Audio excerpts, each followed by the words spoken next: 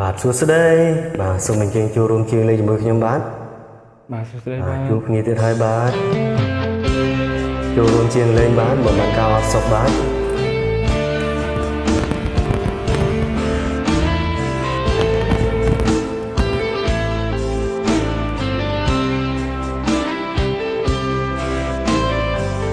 ធ្លាប់ធ្វើ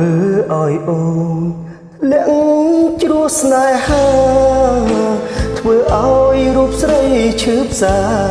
ស្រក់ទឹកនេត្រាខ្លោចផ្សាឥតលហើយ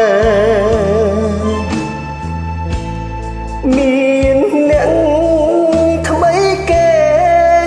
លួងលោមប្រឡំសុំស្នេហ៍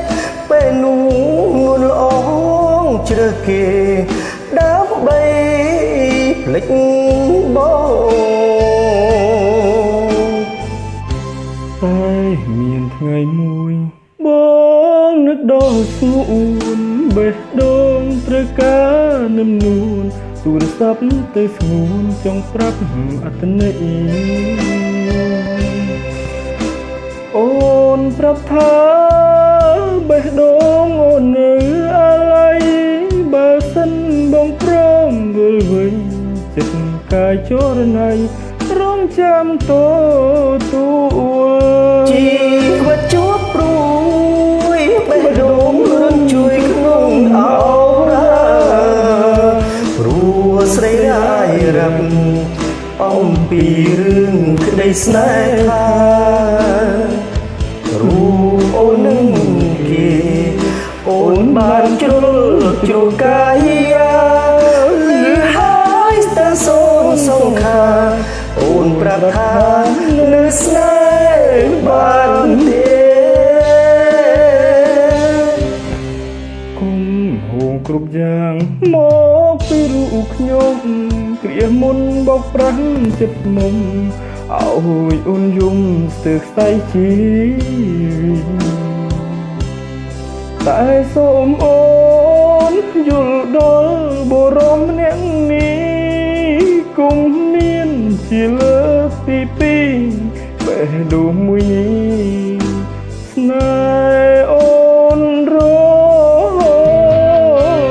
ត់បាទបាត់នេះដែរសូមផ្ញើជូនអ្នកដែលចូលរួមជើងលេងជាមួយខ្ញុំទាំងអស់បាទសង្ឃឹមថាអាកាសក្រោយយើងនឹងបានជើងជាមួយគ្នាទៀតបាទអរគុណបាទកំហុសគ្រប់យ៉ាងមកពីរូបខ្ញុំគ្រាមុនបោកប្រាំងចិត្តមុំឲ្យអូនយំស្ទើរខ្សែជីវិតតែសូមអូនយល់ដល់បរិបម្នាក់នេះកុំមានជាលើកទីពីរបេះដូងមួយនេះស្នេហ៍អូនរ